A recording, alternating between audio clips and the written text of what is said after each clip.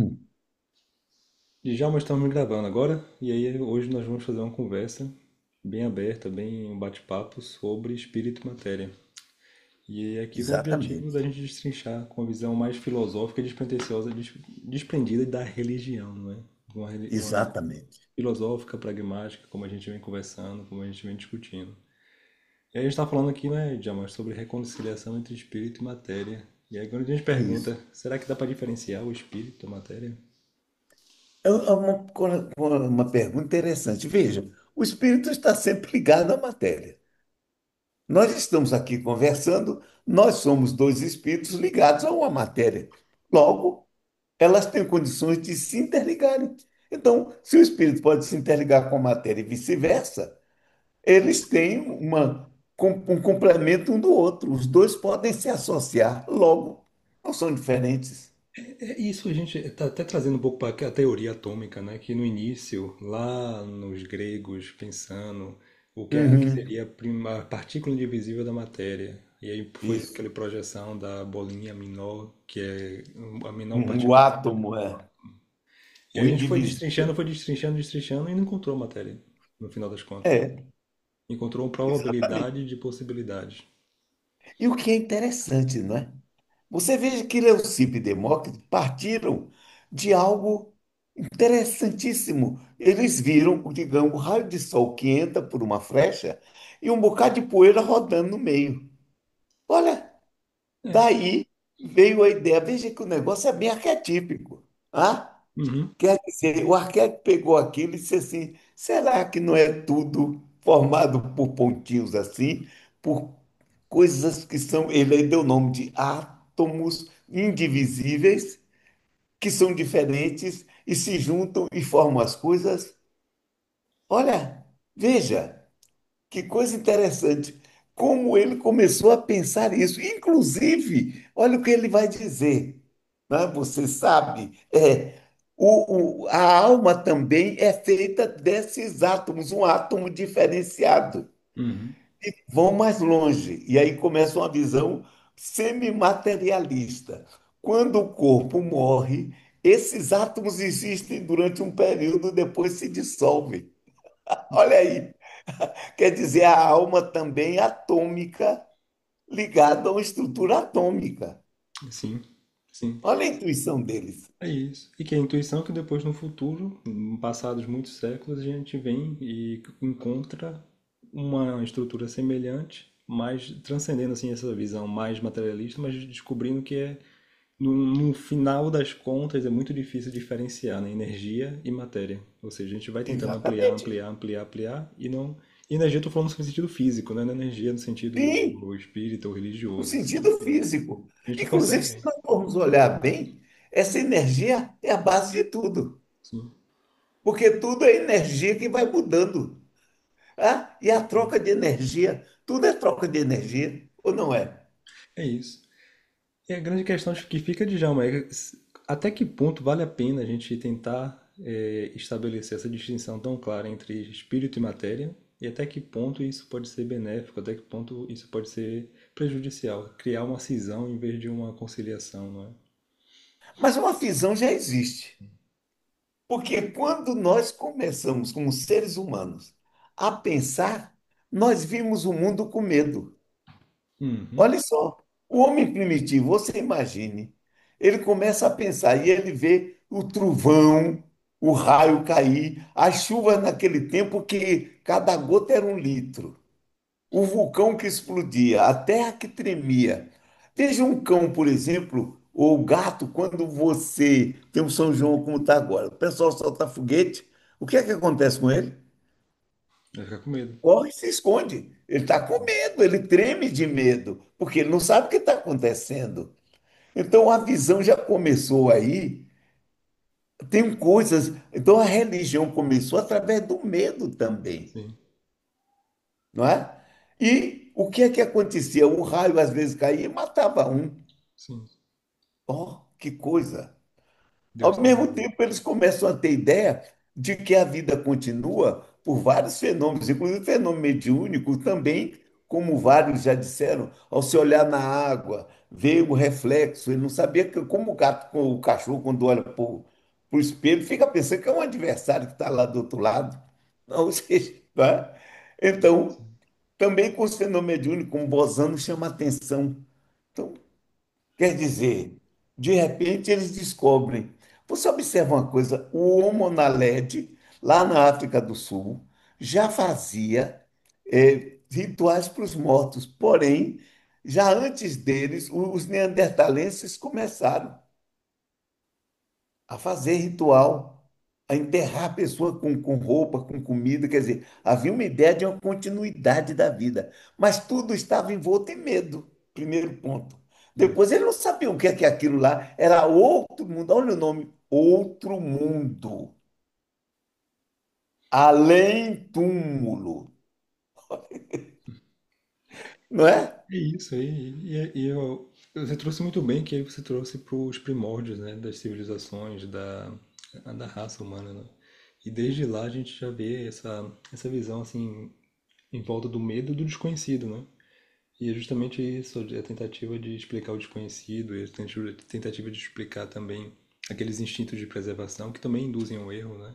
A gente começa a Exatamente. criar essas alegorias, né? Castigo, né? Isso. Aí começa a vir um castigo, vem outros elementos, e começa também a ver a matéria como uma questão de punição, né? Porque a fonte de tudo é a Exatamente. matéria, né? Quando a gente tem que ir Exatamente. caçar, vai cansar, vai ter que exercitar, tem que correr atrás do alimento, tem Isso. plantação, e tudo isso a gente começa a ver a matéria também como uma fonte de dor e é a fonte do E a descanso vida como uma coisa dolorosa, dolorosa. né? E, E inclusive, essa vida é sempre assim. E as pessoas começaram a pensar o quê? Do outro lado deve ter uma recompensa. isso, e um Deus que pune para a gente estar aqui. Exatamente. Então, se eu fizer tudo o que Deus quer, se eu fizer sacrifícios para Ele, inclusive sacrifício humano é o que eles faziam no início, Sim. tá? Então, eu vou aplacar a ira dele. Isso. Olha que interessante você falou, o sacrifício humano, desde o princípio a gente Isso, já vê, o humano tem que ser sacrificado para agradar um Deus que transcende o humano. A condição humana exatamente. sendo sempre na posição do sacrifício, né, da posição dolorosa. Exatamente. Então, e os deuses são fantásticos, existem, tem todas as paixões humanas, que é uma projeção antropomórfica, e ao mesmo tempo nós temos que atendê-los. E se você vê bem, na religião, na mitologia grega, os deuses gostam que os homens façam sacrifícios para eles. Sim. Isso é um Então, eles agravante. não querem que acabe a raça humana, não, mas a raça humana é em função deles, não o contrário, Sim. não é? É, é. E aí, Djalma, a proposta desse trabalho aqui que a gente está iniciando é justamente discutir, em princípio, Exato. essa reconciliação. E isso que a gente está discutindo aqui está um pouco bem ligado. Primeiro, a gente preparou o material para quem está nos ouvindo e tem os slides desse material. E aqui na primeira slide que a gente preparou, tem aqui dizendo uma frasezinha, eu vou ler. Historicamente, diversas tradições religiosas e espirituais estabeleceram uma visão dualista da realidade, dividindo o mundo entre duas esferas opostas: a espiritual, considerada elevada e pura, e a material, percebida como inferior e transitória.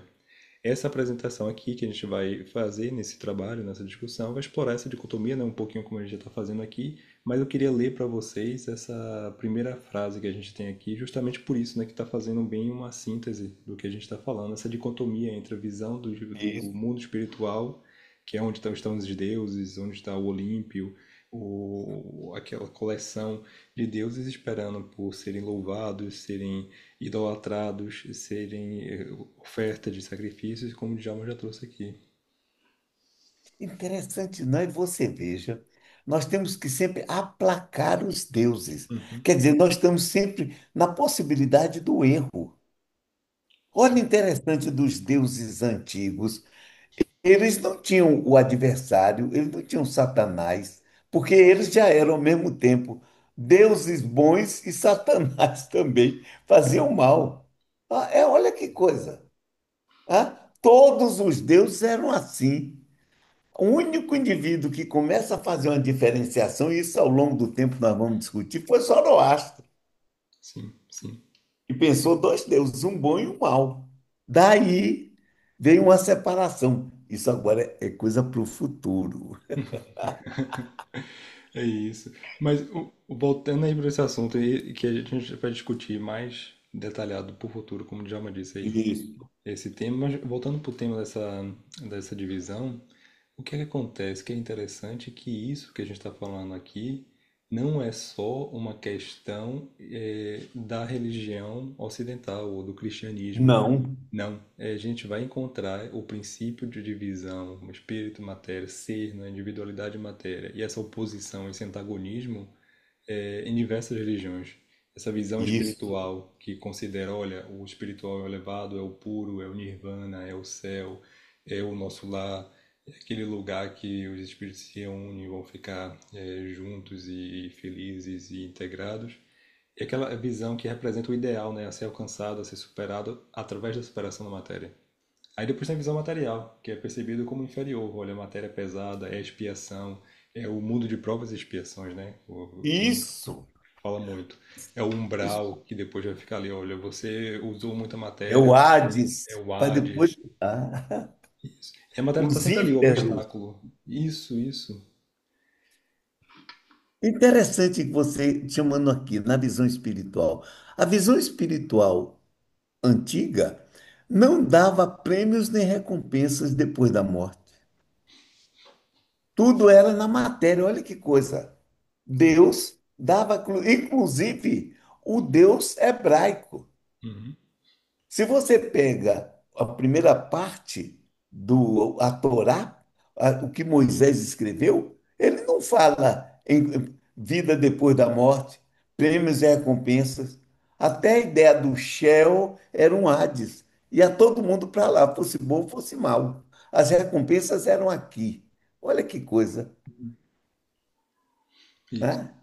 Agora, Deus era ao mesmo tempo algo bom, porque se você agradasse ele, ele fazia um bem, senão ele lhe fazia um mal. Isso. Né? Então, e nós estávamos na matéria, estávamos sujeitos a isso, presos à condição da matéria. A matéria é uma coisa ruim, Sim. enquanto lá, do outro lado, os deuses viviam tudo no bom, no fantástico, no extraordinário. Né? Isso. E é isso, os deuses sempre desligados da matéria, né? Os deuses sempre uma condição extramaterial, que transcendendo a matéria, e os humanos na penumbra É. da matéria.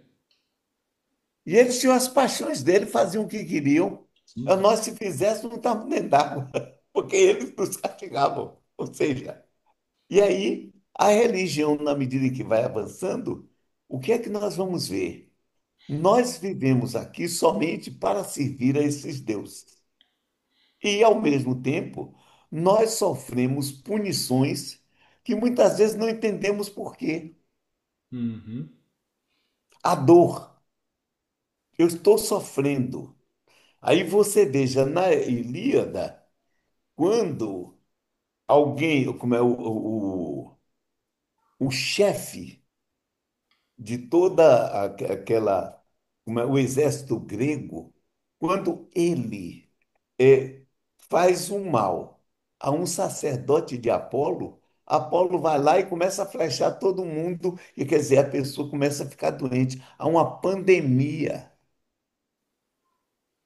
Ah? Quer dizer, nós vivemos sempre sendo castigados. sim, Olha a ideia como já vem de castigo. sim. E aí, Djalma, quando a gente vai para. Se a gente dá um salto histórico aqui e vem para o cristianismo, essa ideia Uhum. foi bem difundida, né? E dispersada e estabelecida, foi muito bem estabelecida dentro do pro cristianismo, por exemplo. A gente vai falar de Exato. outras religiões, mas dentro do cristianismo é um exemplo muito interessante. Aí aqui, Hum. partilhando outra vez o material, é, um trecho aqui das Confissões de Agostinho.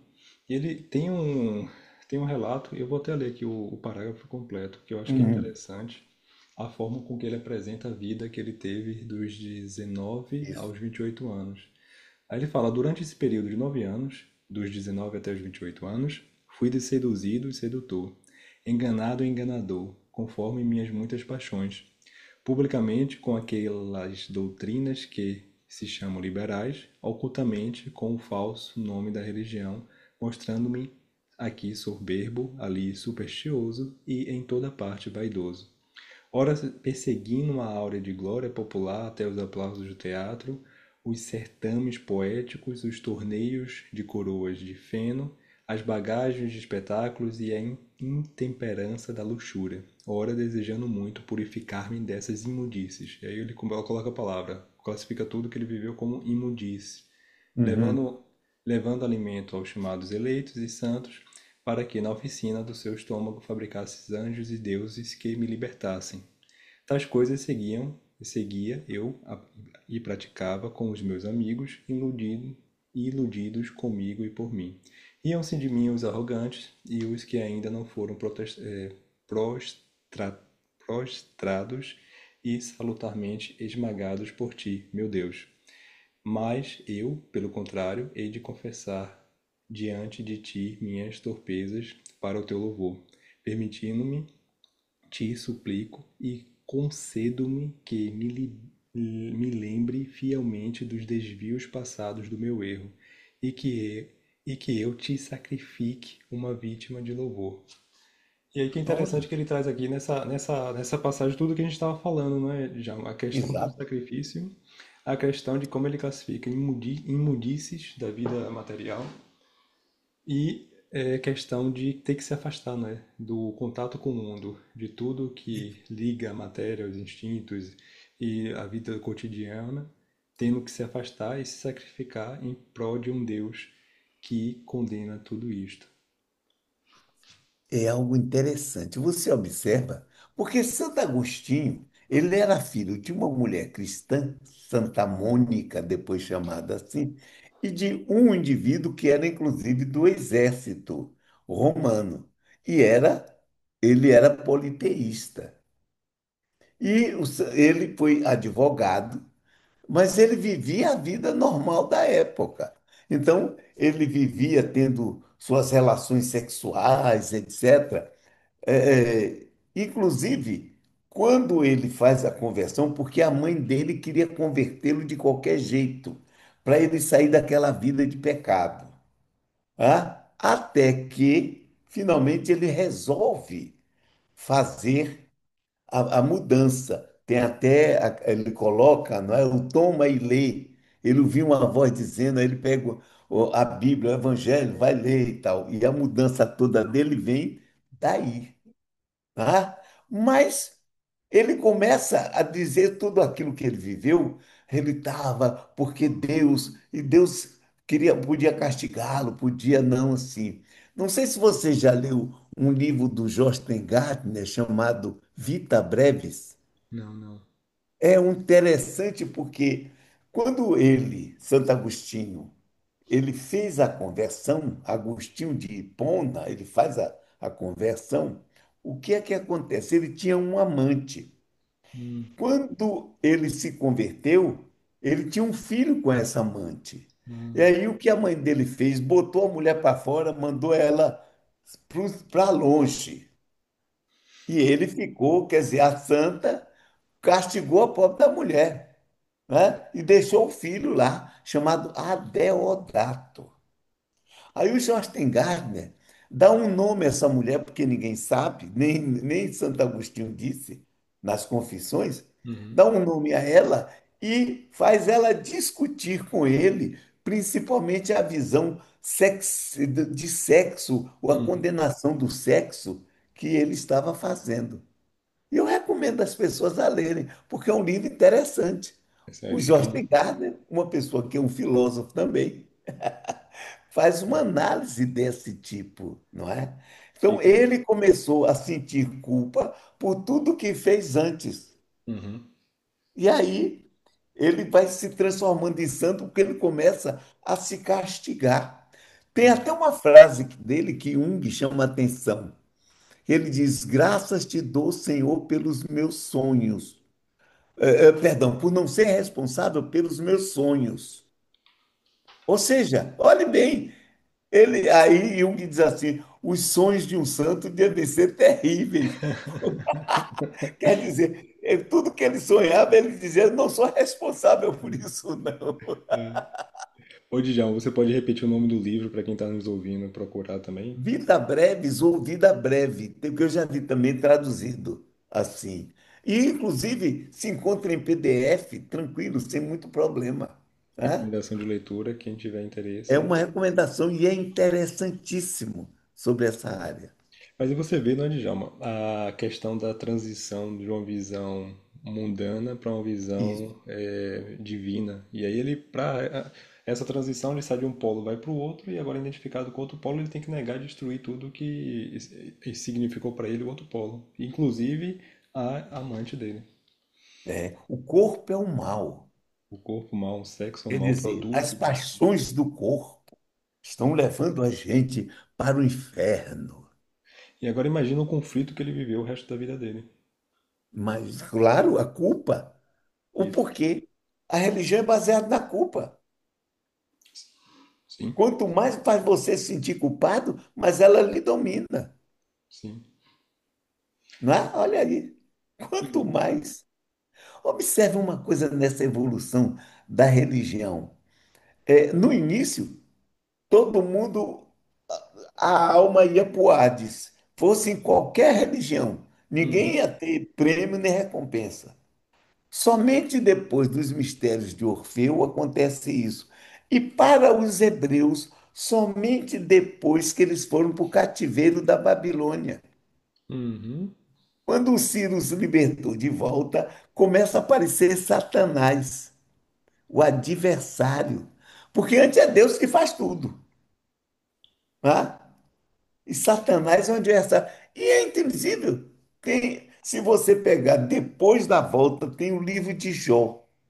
No livro de Jó, Jó recebia tudo porque era fiel a Deus. Aí um dia que é bem dito assim, o dia que os filhos de Deus foram a ele, Satanás foi junto. Aí Deus pergunta: o que é que você tem feito? Ele aí diz: rodando aí pelo mundo. Olha, é uma conversa de amigo. É, Né? é, Aí Deus bota a banca: vistes o meu servo Jó, como ele me é fiel? Aí Satanás também pudera, você deu tudo de bom para ele. Aí Deus se aborrece. Não, ó, você pode tocar nele, só não toque nele. Tire tudo dele, mas não toque nele. Ele começa a sofrer.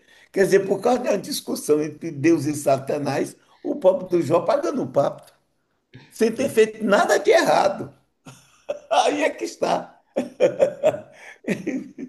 Quer dizer, o indivíduo sujeito até às intemperanças, às alucinações desses seres outros. isso, Olha isso. que nós temos a ideia. E isso se difundiu de forma tão profunda nas religiões, no cristianismo. Estamos falando aqui do cristianismo agora, daqui a pouco a gente vai falar sobre outras, mas no cristianismo ficou difundido e o corpo virou a fonte do pecado, né? E essa ideia do corpo como Exatamente. fonte de pecado, que está fortemente relacionado também ao pecado original lá no Antigo Testamento. Uhum, exato. E a gente fica nessa questão, né? Julgando. É o batismo, é purificação também do corpo, purificação dos pecados. E aí a gente sempre condenando e colocando a matéria nessa posição, associada à Isso, corrupção, ao desejo como fonte da queda humana, olha a queda de Lúcifer, criando uma hierarquia isso. do espírito superior, do Olímpio espiritual superior e dos anjos caídos, né? Que pelo desejo. Que é uma coisa interessante, você chamou atenção para um fato. A queda dos anjos não é uma doutrina dentro da doutrina hebraica. É por fora. Enoque, os livros apócrifos é que começam com essa história para justificar de onde vem o mal, de onde vem Satanás. Ah, foi um anjo que se revoltou. Olha que coisa. Mas os anjos não foram criados perfeitos? Como é que eles podiam se revoltar? Então Sim, não eram perfeitos. sim. Ou eles Tinham eram uma totalmente qualidade de perfeição. isso. Eras tão perfeito que o que eles viam era tão errado que eles se revoltaram como que viam. Se eles eram perfeitos, Porque viu? o que viam, Sim, ou um ou porque outro Deus estava errado. tinha criado, fez os anjos, Uhum, agora só que pegou uns que foram todos criados ao mesmo tempo, uns dominando sobre os outros. Aí os que estavam embaixo disseram: peraí, tem uma coisa errada aí. Por que que ele é maior do que eu, se nós fomos criados juntos e do mesmo jeito? uhum. Aí é uma coisa até lógica. Tá? Se está todo mundo igual, por que que ele colocou? Porque eu quis, é assim? Que olha o mérito que ele tem para estar lá em cima. Gabriel está não sei onde, e eu estou aqui embaixo, Lúcifer. E aí? Por que que ele é mais do que eu, se nós somos iguais? Olha, E aí, Djalma, o cristianismo, a gente sabe que tem uma influência muito grande da cultura grega também, né? E o platonismo, sem se a dúvida. gente for ler, por exemplo, a Isso, República de Platão, a gente vai ver também essa visão do mundo material, do mundo real, como um mundo da ilusão. Aí eu trouxe aqui uma isso, frase até extraída da República de Platão, e que ele diz, em algum momento, todas essas alegorias, eu disse, podes agora acrescentar, caro Glauco, ao argumento anterior. A prisão é o mundo visível. Ele classifica o mundo externo, o mundo visível, como uma prisão. A luz, a luz do fogo é o sol, ou seja, o sol é o fogo que queima. E não me interpretarás mal se considerares a jornada ascendente como a ascensão da alma ao mundo intelecto. Agora, em uma visão grega, claro, ele vai ver o intelecto como o céu, o mundo a ser atingido, e libertar-se da ilusão da matéria, mas sempre classificando a matéria, o mundo real, como um mundo ilusório que temos que nos libertar agora através do intelecto, já não através das expiações e para chegar ao céu, mas mudamos um pouquinho aqui, mas tem aqui a ideia, né? Já o núcleo está aqui na visão de isso, Platão. exatamente. Olha que você me colocou. Ele transforma o mundo num lugar imperfeito, absolutamente Uhum. imperfeito. Tá? Enquanto que o mundo das ideias é que é formidável. Inclusive, aquilo que nós aprendemos aqui vem do mundo das ideias. Projetamos no mundo, nessa caverna onde nós vivemos. É uma visão sempre negativa. Sim. Hã? Você vê que Aristóteles, que foi discípulo de Platão, ele estudou lá na academia, ele simplesmente vai para o outro ponto. Nega esse negócio todo, ou seja, começa uma luta ali entre materialismo e espiritualismo, Sim. né? Um Isso só aqui. vê a matéria, o outro só vê o espírito. E Isso. começa esse dualismo que a Uhum. gente está conversando aqui. O espírito e matéria, quer dizer, um está de um lado, o outro está do outro. Sim. Um é bom, o outro é mau. Espera aí, quer dizer, e para que a gente se liga à matéria? Como Platão diz, nós estamos reencarnando. Segundo ele diz, Sócrates falava, mas a gente só sabe o que ele escreveu, então tudo bem. Então, nós reencarnamos. Olha que coisa. Quer dizer, ao encarnar é ligar à matéria. Sim. Olha, E diga. não, diga, João. Interessante, a gente está falando também platonismo e falando de cristianismo depois.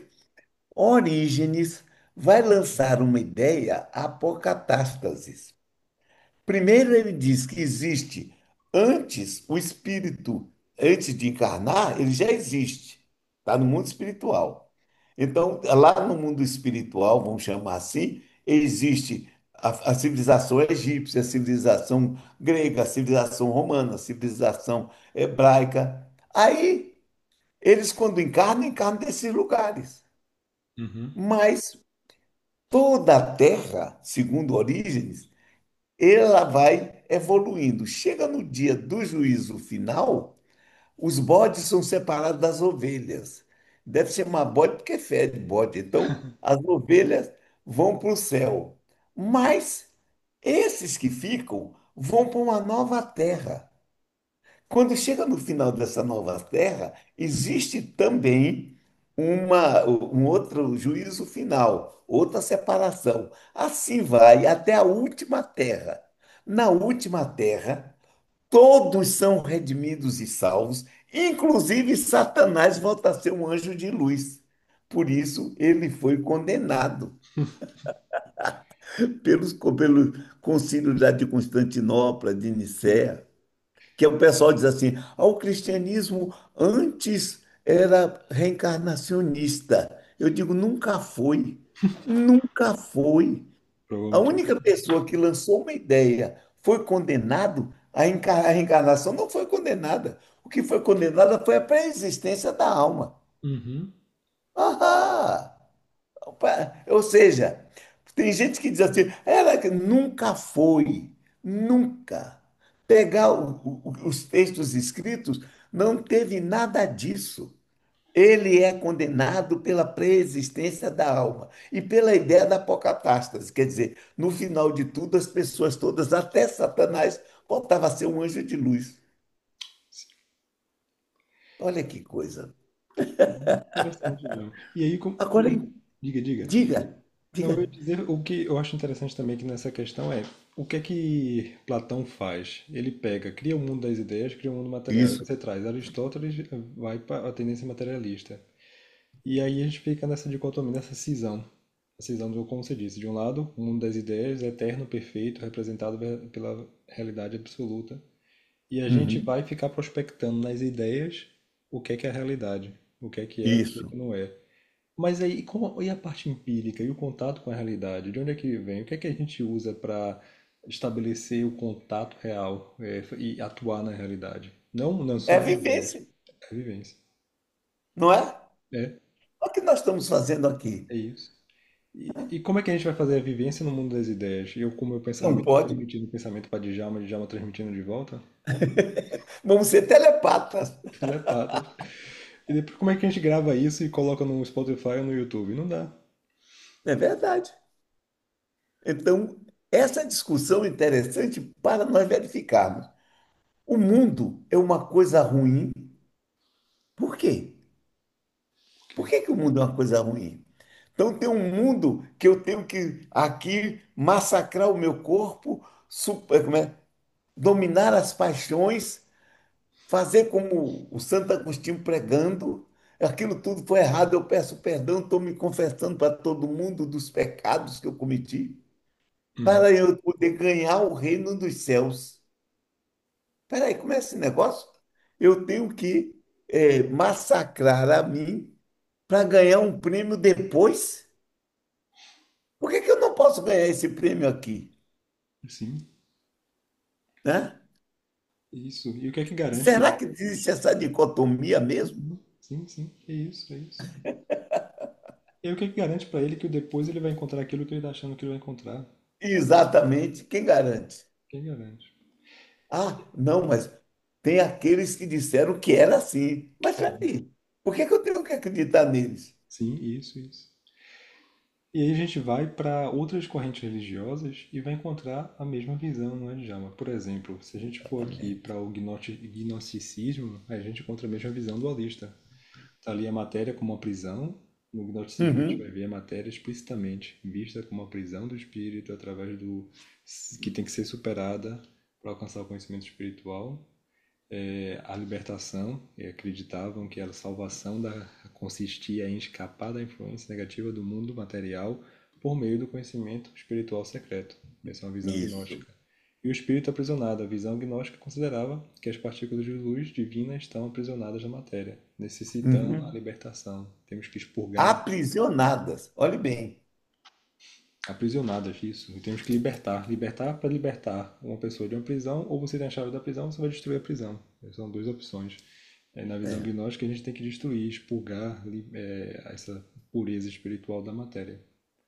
Uhum. Nos libertarmos através do conhecimento espiritual.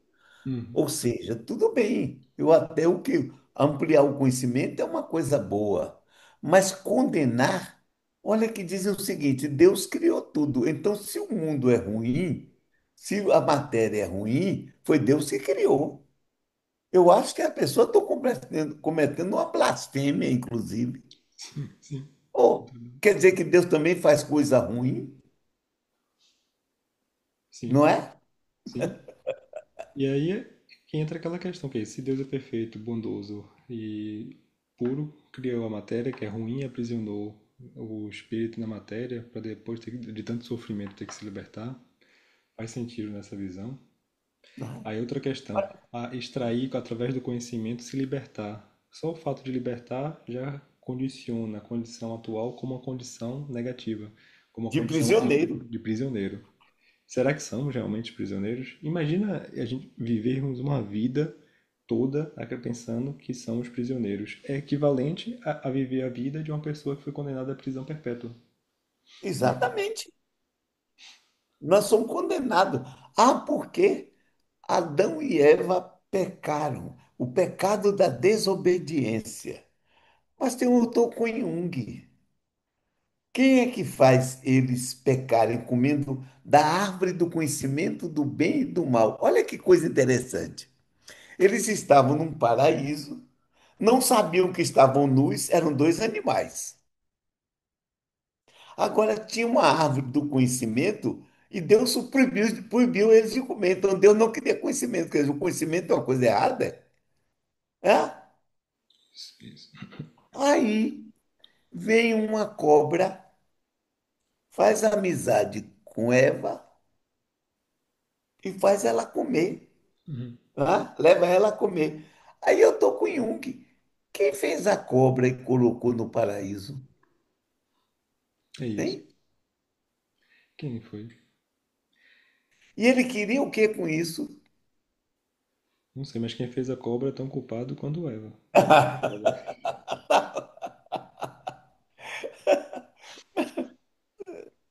Tô com Jung. Quem fez a cobra?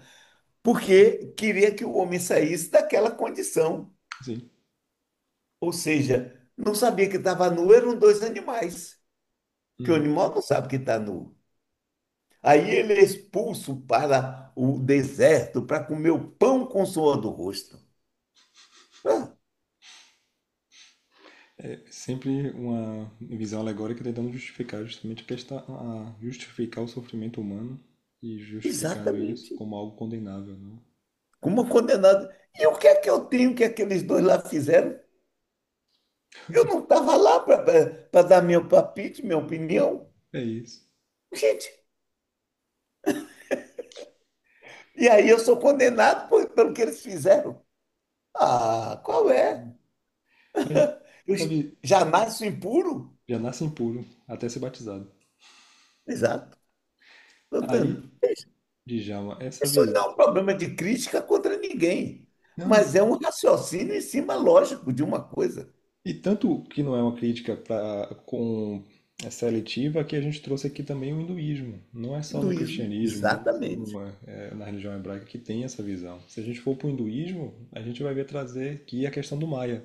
O conceito de Maya Isso. define o mundo material como ilusão temporária que afasta o indivíduo da realidade espiritual e eterna, do Brahma. Oi, olha que coisa que você colocou bem nesse ponto aí, ó Maia.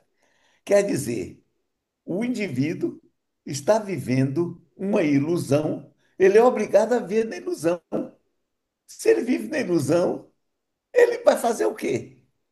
Ele vai ser Ah, eternamente tem uma iludido. história interessante sobre isso, me permita, que estava Brahma, inclusive, com uma alma, um Atman, nos espaços siderais, voando. E aí, aquele Atman pergunta a ele: o que é Maya? Aí ele pega e faz o indivíduo nascer. E o indivíduo nasce, vai ser um guerreiro, dominando coisas, dominando tudo, aí desencarna, volta a reencarnar, reencarna com uma mulher, mãe de vários filhos, etc. Desencarna, aí reencarna como um sábio. Tal. Depois de uma série disso, ele tira a alma de volta e diz assim: agora você sabe o que é Maia? Uhum. O indivíduo é colocado em situações ilusórias e ele diz: então você já sabe agora o que é Maia? É isso. Tá? E aí a gente vive dentro dessa visão hinduísta, tudo que é à nossa volta é uma grande ilusão, da matéria, do mundo da matéria, e precisamos libertar. E aí vem a questão do samsara, que é o ciclo de nascimento, como aí você já trouxe, né, Djalma? O ciclo de nascimento e morte do qual o espírito busca se libertar, transcendendo a ilusão da matéria. Ou seja, vai e volta, sofrendo, sofrendo, sofrendo E na tem natureza da que, matéria. tem que ser contra isso, né? Tem que Sim, começar a descobrir a realidade espiritual para sair disso. isso. E aí tem a questão também do Mosca, que é a libertação espiritual alcançada quando o indivíduo transcende a ilusão do mundo, da matéria e realiza a sua verdadeira natureza. Ou seja, só quando você consegue transcender, deixar para trás a matéria, que você vai, nessa visão, você vai conseguir conhecer a sua verdadeira natureza. É a questão que fica, mas se a verdadeira natureza estiver nas entranhas da matéria e se a gente precisa se afastar, destruir a matéria para conhecer a verdadeira natureza, como é que a gente vai resolver esse conflito? É. Olha, interessante aí, você chamou atenção para algo importante, né? Um conflito criado entre espírito e matéria. O espírito de um lado, a matéria do outro. O espírito e o espiritual é o ideal. A matéria não é, quer dizer, já foi criada uma armadilha para o espírito. Mas o que é que está no fundo disso que as pessoas dizem? Está o conhecimento, não é? Uhum. Desenvolver conhecimento. Então, eu me ligar à matéria para quê? É? Para desenvolver conhecimento ou não? Sim, sim. Eu te pergunto, João, quais são as duas vias que a gente conhece para desenvolver conhecimento? Uma, Platão disse lá, o pensamento. E a segunda é a pragmatismo, a vida empírica. É verdade material. Ah, e no fundo, a gente vai cair naquilo que já conversou. É, eu tenho um corpo, quando eu me ligo ao corpo, eu crio um ego. Uhum. Então, quem sou eu? Eu sou a essência. É aquilo que um vai chamar de self, não é? Então, na verdade, eu sou uma experiência enquanto ego. Olha, É nós isso. vamos ter muita coisa para discutir nessas Sim, João. nossas conversas. Sim, sim. E para a gente afirmar novamente a posição que a gente está trazendo aqui, Djalma, que não é preferencial, não é um discurso contra uma determinada religião, nem nada Não, disso, vamos trazer aqui a visão budista também. Já trouxemos a visão isso. cristiana, agnóstica, trouxemos a visão hinduísta e agora falar da visão budista, que também está lá. O desejo está identificado como a causa fundamental do sofrimento. O desejo é considerado a razão principal e fundamental do sofrimento. Apego aos desejos mundanos é visto como obstáculo à iluminação. E aí o budismo, e a gente fala, hoje em dia até muitas correntes falam muito do caminho do meio, que é uma teoria interessante, uma ideia interessante, mas se a gente for por detrás e destrinchar, o caminho do meio proposto pelo budismo está embasado no fato que nós temos que eliminar os desejos. O caminho do meio passa pela eliminação dos desejos. Quer dizer que eu tenho que desejar me libertar do desejo, é isso? Talvez. Então, o meu desejo de me libertar do desejo me leva Ao nirvana. Ao nirvana, que aí é o céu. ao nirvana. Olha que coisa interessante. É Se isso. libertar do desejo. O desejo de me libertar do desejo. Pode uma coisa dessa? Está lá entranhado também na visão budista, não é? É verdade. Ou seja, a matéria não presta, o desejo não presta, porque isso deve estar no corpo. Sim, Eu tenho que macerar o meu corpo, como isso, fazem os yogas, fazem isso também. isso. Né?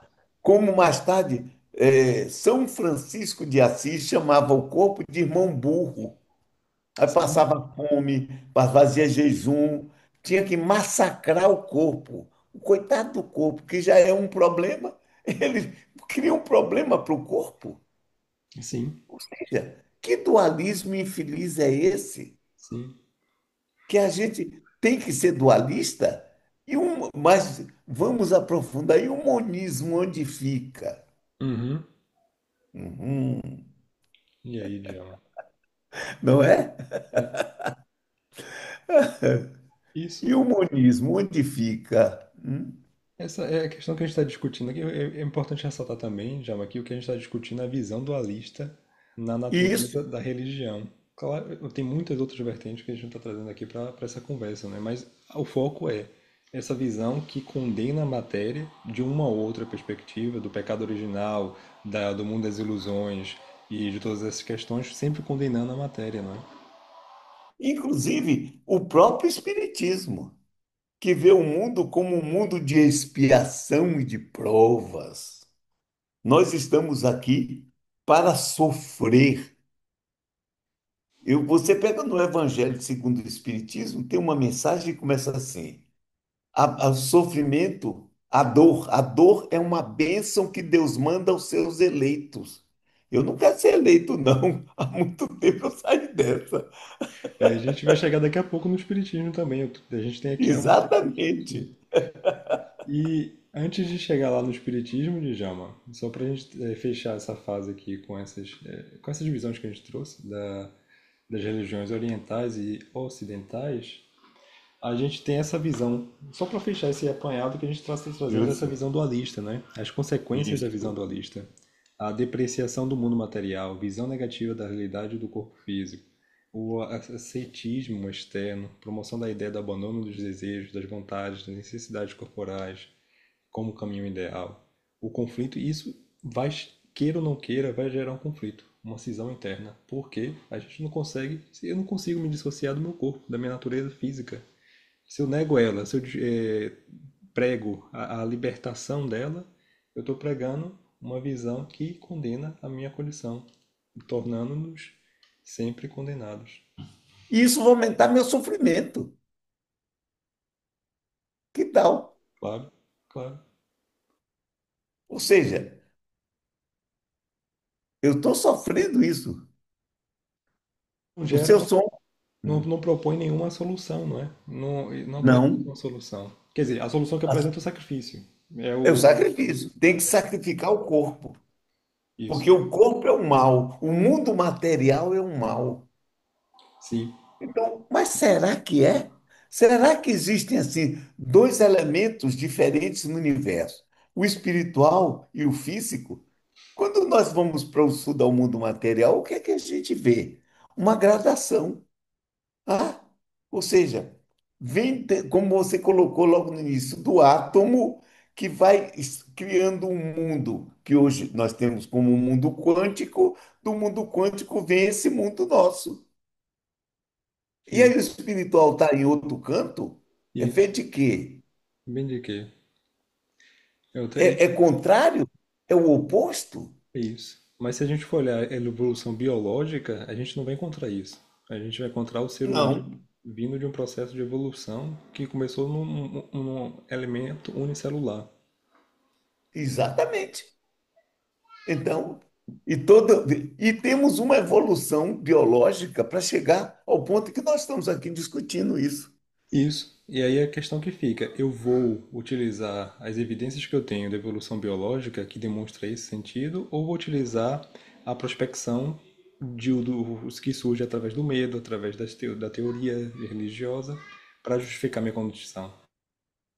É, E aí, é uma coisa que nós estamos puxando, nós temos que pensar nesse assunto. sim, sim, sim. E para fazer um Tá? apanhado aqui no que a gente falou nessa primeira parte, a gente falou do cristianismo, o conceito do pecado original, a valorização do céu e desprezo do mundo terreno, está ali também na visão cristã. O budismo, com o desejo como causa do sofrimento, caminho do meio frequentemente entendido como transcendência à matéria. O hinduísmo, conceito do Maya, o mundo ilusório, a libertação do ciclo da matéria de nascimento e morte, e assim por diante.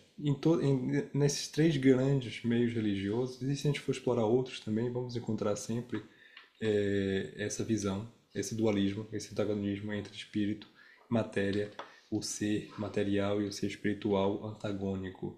E aí, Djalma, a gente falando agora, trazendo para um contexto mais familiar, o espiritismo. Você já falou um pouco, né? E você já trouxe a visão espírita. Mas é interessante que o espiritismo surge, comparado com essas religiões que a gente já discutiu aqui, surge, é muito recente em termos históricos, comparativo com o Isso. cristianismo, com o budismo, com o hinduísmo. Mas Apesar de o Espiritismo trazer uma visão um pouco diferenciada da visão, por exemplo, cristã, mas se a gente for destrinchar, a gente vai ver a influência dessa visão cristã que condena a matéria, que condena a vida humana, difundida por as obras básicas. Vamos nos concentrar nas primeiras obras do Espiritismo. Está lá difundida essa visão. Aí a gente traz aqui o Livro dos Espíritos, questão 76. Pode-se dizer que os espíritos são seres inteligentes da criação? Eles povoam o universo fora do mundo material? E qual a resposta dessa pergunta? A resposta diz claramente que existem dois princípios: o princípio material e o princípio espiritual. E isso que é interessante, Djalma, porque começa aqui numa das primeiras obras do Espiritismo, numa das primeiras partes da obra, uma distinção clara e que existe o princípio material e o princípio espiritual. E são dois princípios independentes e diferentes. Inclusive, Kardec vai olhar isso de uma maneira na pergunta aos espíritos. Tem Deus, espírito e matéria. E diz assim, será que tem uma relação entre eles? Eles dizem que não sabem. Olha, mas ele não era espírito? Como é que eles não estão sabendo se há uma relação entre espírito e matéria? Se eles estavam reencarnados, desencarnaram e ensinam que a gente está voltando sempre à matéria. Ou seja, será que eles não queriam discutir esse assunto? É isso. Olha o que eles dizem. Pode-se dizer que os espíritos são seres inteligentes da criação. Eles povoam o universo fora do mundo material. Deixam claro, É, fora do mundo material. fora do mundo material. E os que estão no mundo material, Deixamos de ser espíritos? entendeu? Então, Mas aí cria, não é, Djalma? E aí a gente facilmente o contato com essa visão religiosa mais antigas se difunde e cria o que a gente vê, um mundo de provas e expiações, não é? Cria um ou umbral seja, também para condenar. veja bem, quer dizer, tem sempre um mal em volta na matéria, agindo sobre a matéria. E quando nós estamos na matéria, estamos sujeitos ao mal, né? Olha, então quando nós vamos para o outro lado, e que vamos para esse tal dessa região de passagem, que o umbral é uma região de passagem, o que é que vai acontecer? Nós vamos levar esse mal conosco. Sim, Mas o mal veio daqui. sim. E Né?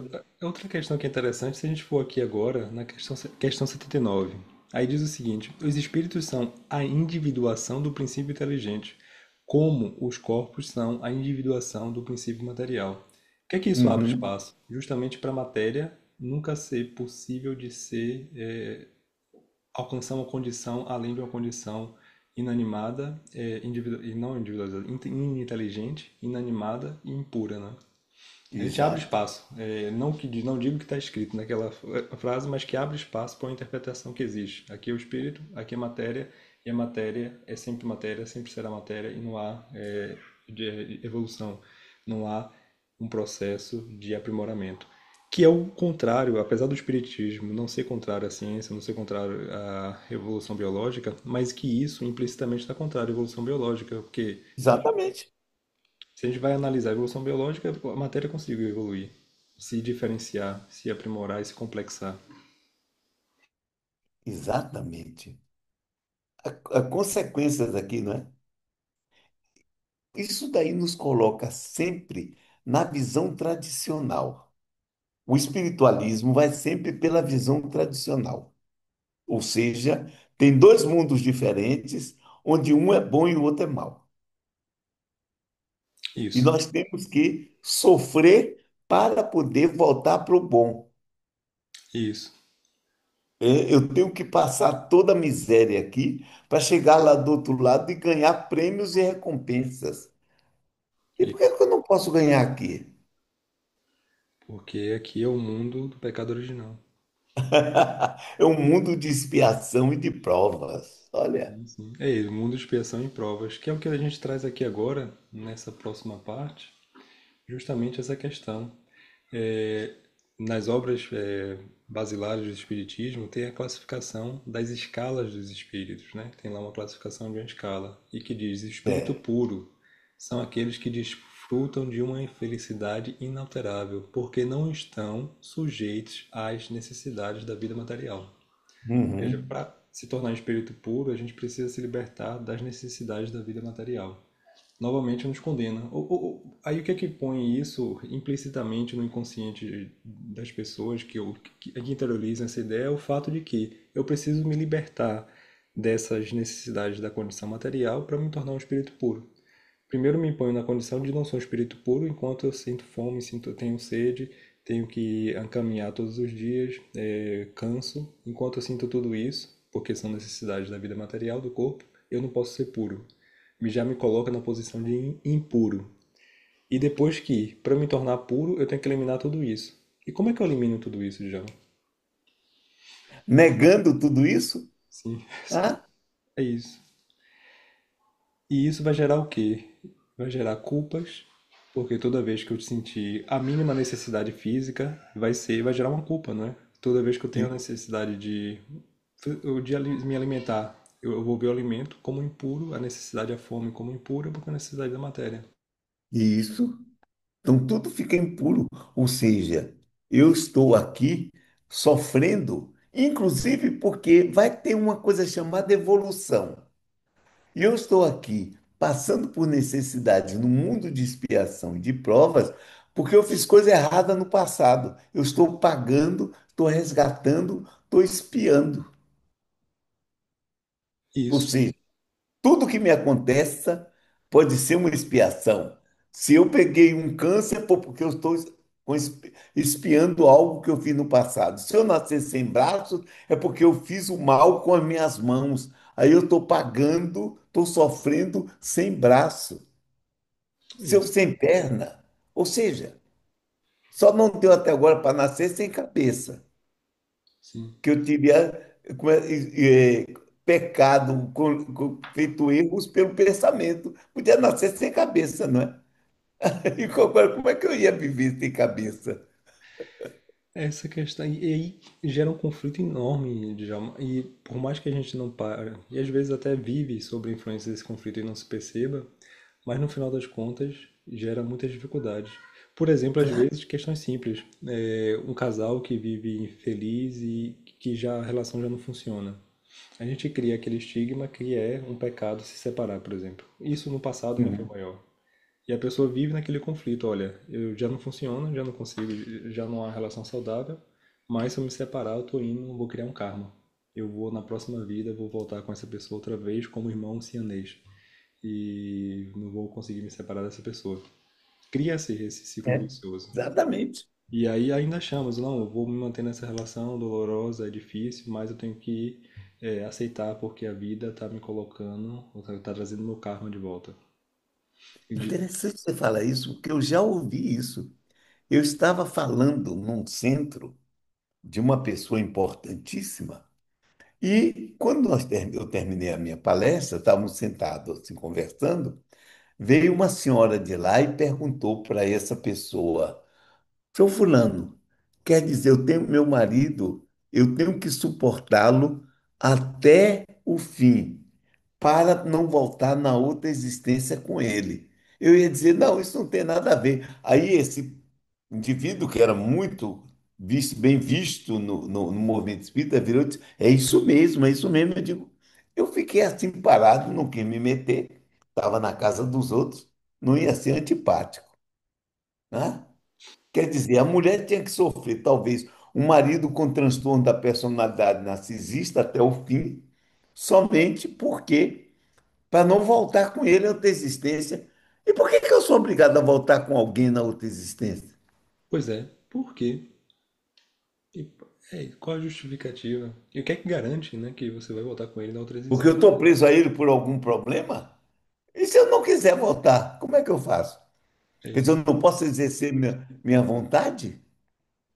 E não sabendo que até provavelmente o próprio medo disso acontecer vai ligar as pessoas, né? Porque liga psiquicamente. Exatamente, pronto. Você disse tudo. E a gente se vincula psicamente com um sentimento de culpa, por um medo, por uma visão Exato, que condena a matéria. Porque a exato. Tô pessoa com está ali você. sofrendo. Qual o instinto? Quando a gente está em posição de sofrimento, nosso instinto é de preservação, é de encontrar um lugar que não nos ponha naquela condição. É um instinto biológico, um Exatamente. instinto animal. Mas aí a gente sente aquele instinto, eu preciso me proteger disso. Mas não, aí vem a ideia religiosa que diz, não, você tem que ficar aqui porque você está cumprindo o seu karma, você no passado, na vida não sei quanto, você cometeu algum crime contra essa pessoa e agora você veio para sofrer a punição do que você fez. É uma visão bem pesada, não é? Bem grotesca. Exato. Exatamente. Eu tenho que sofrer para poder ganhar alguma coisa. Só ganho pelo sofrimento. Quer dizer, eu tenho que sofrer para me libertar. Sim, Quer dizer, não existe outra forma? não. E o mais triste disso tudo, Djalma, é que a gente perde nossa individualidade no sentido que as nossas decisões, por exemplo, no caso dessa senhora que você narrou, provavelmente se ela decidiu ficar com o companheiro, foi porque uma visão religiosa oprimiu a tendência individual dela. E ela E ela vai cedeu. ver infeliz. Sim, vai viver infeliz. E vai viver infeliz não por decisão dela, por uma decisão coletiva, de uma imposição coletiva. Uma imposição religiosa. Sim, E de uma pessoa que era considerada uma pessoa com conhecimento superior, que diz para ela, não, é verdade. Ou seja, pelo amor de Deus, pois é. E isso não é algo que aquela pessoa, por exemplo, que você trouxe nessa narração, ela representa um ponto fulcral que representa o condensar de toda essa história religiosa que a gente está discutindo aqui. De toda essa visão coletiva que se criou e ali se canaliza nessa pessoa e no contato com essa outra pessoa. E que propaga, né? E perpetua esse ciclo vicioso, sem quebrar essas barreiras psíquicas que nos aprisionam. é, você veja uma coisa desse tipo. Uma mulher me colocando algo depois que eu ajudei-a para se libertar disso, que ela vai a um centro espírita porque ela estava com câncer no útero. E aí, quando chegou lá, disseram, você está assim é porque na outra vida você deve ter feito muito aborto ou sido uma prostituta. Ou seja, peraí, a mulher está com câncer e aí ela tem uma vida tranquila, normal, foi colocada como tendo sido uma prostituta, tendo sido uma aborteira. Agora, ninguém levou em conta que ela casou com um sujeito que não se precavia Hum, sexualmente e colocou nela a condição dela poder ser contaminada por um câncer. Ô, gente, que é isso? é isso. E o pior de tudo é que essa visão não oferece solução, não é? Coloca a Não, pessoa sempre como condenado e acabou. Você está exato, está sofrendo, pagando a condenado. pena. Tem que sofrer aquele câncer, tem tudo isso. Espera aí, gente. Que negócio é esse? Ah, Que é uma visão triste, né? Que a pessoa está na posição de quem está pagando a pena e que não tem solução. Porque uma vez que foi não, condenado, você tem que cumprir a sua pena. Você não tem tem que como cumprir a escapar. pena, porque é, né? E aí a gente pergunta, Djalma, fica uma pergunta: qual é a consequência psíquica dessa negação da matéria? Qual é a consequência psicológica dessa dissociação entre espírito e matéria, dessa visão dualista que a gente vem discutindo até aqui? Como é que você vê essa consequência? Aí, para trazer aqui um pouco a discussão, a visão de Carl Gustav Jung, é uma frase dizendo que tudo aquilo que não se enfrentamos em nossa vida retorna sob forma de destino. Ah, Ao exatamente. se identificar exclusivamente com o princípio espiritual e rejeitar esses aspectos materiais, corpóreos, instintivos da existência, o sujeito cria um desequilíbrio psíquico interno, que pode levar ao sofrimento psicológico, claro, à Sem fragmentação da dúvida, personalidade, ao impedimento da sem dúvida. individuação, o sentimento de culpa. Tudo isso se constrói na mente, uma série de complexos, uma série de visão que coloca o indivíduo para baixo, que impossibilita o indivíduo até de alcançar uma posição libertadora, uma posição de aprendiz real que consegue interagir com a vida, com os veículos, com as ferramentas que tem disponível para aprender. E tudo que o indivíduo faz é condenável, porque tudo que o indivíduo faz é em contato é através da matéria. exatamente. Que, olha, nós temos que verificar que nessas condições, muitas vezes, nós somos responsabilizados pelos nossos erros numa condição que nós não sabíamos diferenciar ou tomar uma decisão sobre isso. Ou seja, nós colocamos, inclusive, na vida passada eu fiz, e nessa vida eu tenho que fazer o quê? Vou negar o mundo, vou sofrer a consequência do meu erro passado, porque assim eu vou, quando desencarnar, ganhar as benesses do mundo espiritual. Uhum. Ou seja, eu tenho que sempre sofrer? Eu Sim, não posso fazer isso de outra maneira, isso, hein? isso. Isso, isso. E atenção que aqui a gente não está, né, Djalma, trazendo uma visão, novamente, anti-religiosa ou Não, anti-espiritual. Não, longe disso. Se a gente for analisar a revolta metapsíquica, a gente vai chegar na filosofia de Donatan Alphonse François, o famoso Marquês de Sade, mas não é isso, que é outro, é o isso, polo oposto. Que aí você vai exatamente. fazer apologia à matéria, apologia aos instintos e vai negar totalmente o princípio espiritual. Como é que a gente vai encontrar? Aí a gente traz o caminho do meio, o caminho que a interseção, a função E transcendente que cria um símbolo que reúne esses dois elementos, o elemento material e o elemento espiritual. Como é que a gente consegue encontrar essa função, Djalma? é a grande busca que nós temos que fazer.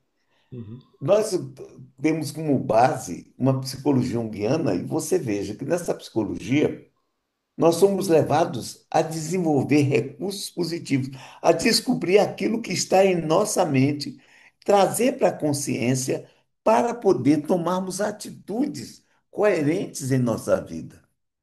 Ou seja, nós somos responsáveis pela nossa vida, sim, mas na medida em que nós nos conhecermos.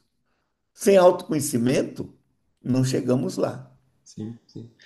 Isso. O próprio Sócrates já chama a atenção disso, não é? Sim, Autoconhecimento, aquilo que estava no templo de Delfo. Conhece-te a ti mesmo.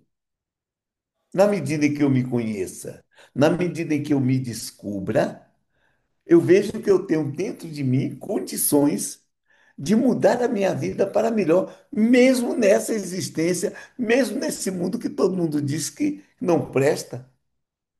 sim. Gente, Sim. E a grande questão aqui, que eu até acho um ponto fundamental do espírito, da visão espírita, não é a questão de que a gente discutiu aqui, mas é o fato de mostrar que, independente de estar em um corpo físico agora ou desencarnado em outra forma de contato com a matéria, a gente vai ser sempre a gente. Assim, a gente vai sempre. levar sempre. O existir é um fato, uma condição sine qua non do ser. E o Isso, existir em contato com a matéria talvez também seja a condição sine qua non. E o que é que a gente vai fazer? Vai exato. esperar o futuro, um futuro que a gente vai sofrer agora, por um futuro, que o futuro não vai ser o mesmo, porque nós não vamos ser os mesmos, enquanto nós não nos experimentarmos, enquanto nós não nos descobrirmos em nossas todas as componentes, material e espiritual. É. Então, nós temos é que começar a fazer um trabalho de autodescobrimento aqui e agora. Isso. Aí é que está. E não deixar Ou para amanhã, né? seja, o que é que tem dentro de mim? O que é que eu tenho que trazer para a consciência? Eu Isso não mesmo. estou em evolução? Sim, Observa uma coisa interessante. Quando nós viemos evoluindo, nós éramos só instintos.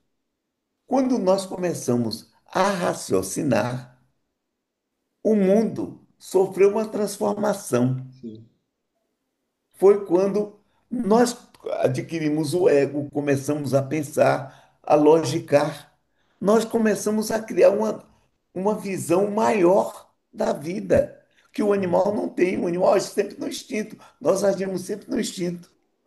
E sim. ao ver isso, nós começamos a descobrir que existe uma dualidade que nós precisamos integrar. Uhum. Não é separar. Olha que Jung propõe que eu faça uma integração entre o inconsciente e o consciente.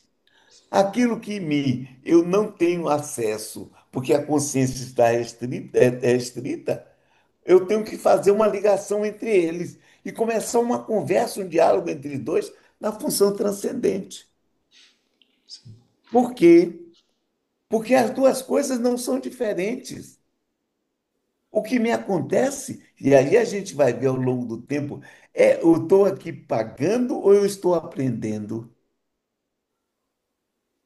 Tá? O mundo é de expiação ou de provas ou é uma universidade? Sim, É é, uma escola? é isso. E o interessante que você falava aí, Djalma, é que a gente evoluiu, adquiriu a capacidade de sermos seres conscientes, de racionalizar, mas nunca perdemos os instintos. Sempre tivemos. Não. Ou seja, isso é um significado que o quê? A gente vai adquirir novas ferramentas, mas não perde as anteriores. Se nós tentarmos negar as anteriores em detrimento das novas, a gente vai sempre gerar esse conflito, né? Esse- É o indivíduo que começou a negar o espiritual para ficar somente no material, terminou louco. Sim, Nietzsche. sim. E Nietzsche. olha que ele descobriu coisas que ele não aplicou na vida dele.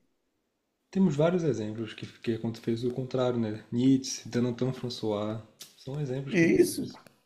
eles Ou negaram seja, totalmente o princípio espiritual para viver a matéria no mais intenso possível.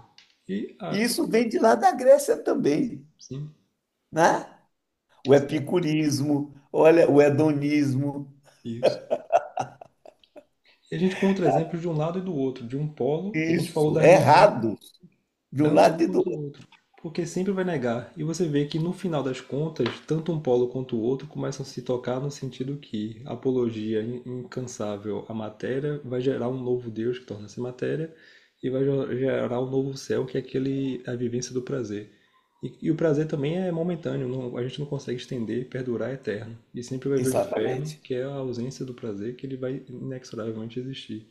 Cria-se os mesmos mecanismos, mas de um polo diferente.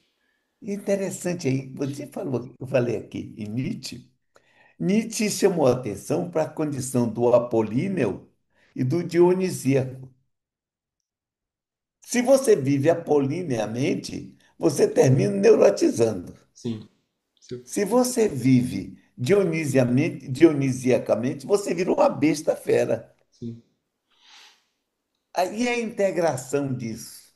Sim. Aí você precisa de viver um Hermes, conseguir ir no céu e na terra e ficar. É. Ou seja, o que é que a gente vai ver? Tem alguma coisa aí que temos que achar uma forma de juntar esses dois, não negar um ou outro, juntar os dois. Ou seja, o espírito e a matéria, o mundo espiritual. Me lembro de Kardec, uma definição que ele dá que é interessante. O espiritismo é a ciência nova que vem revelar ao homem a existência do mundo espiritual e suas relações com o mundo físico. Observe que ele não fala, tem o espírito e a relação com o mundo físico. Ele fala o mundo espiritual, ou seja, a dimensão espiritual e a dimensão material, suas relações. Ó, Sim, eu acho que é isso que é o interessante a se ver. sim, As religiões buscaram fazer isso, mas quando elas levam a gente para a necessidade do sofrimento, vendo o mundo como um mal, eu acho que é uma dicotomia, como você disse, que nós precisamos superar. Os dois estão interligados. sim, Há uma troca entre eles. Existe uma relação.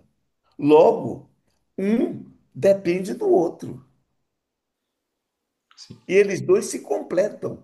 Se a gente separa, criamos uma cisão, um problema. sim. Então, está na hora de começarmos a pensar e buscar essa interrelação de uma maneira tranquila, harmônica. E foi esse o objetivo do trabalho de hoje, né, Djalma? A gente discutiu um Exato. pouco para promover essa reconciliação entre esses dois princípios. Só quando a gente começar a Isso, viver essa reconciliação que a gente pode comunicar entre esses dois pontos e estabelecer uma relação mais firme. exatamente. Djalma, foi uma excelente conversa. Ficamos por E aqui. Na próxima vamos dar continuidade a essa conversa e aprofundar esses temas, mas foi uma hora muito rica de conversa. eu gostei muito. Vamos continuar. Vamos e continuar. vamos ver que contribuição podemos dar para essa reconciliação, Sim. Quem tiver porque nos esse é o ouvindo, objetivo. isso. E quem estiver nos ouvindo, se quiser compartilhar questões, ideias, sugestões, experiências pessoais, fiquem à vontade nos comentários e vamos trazer nas próximas oportunidades discutir um pouco mais as suas ideias. Tchau, tchau, pessoal. Tchau.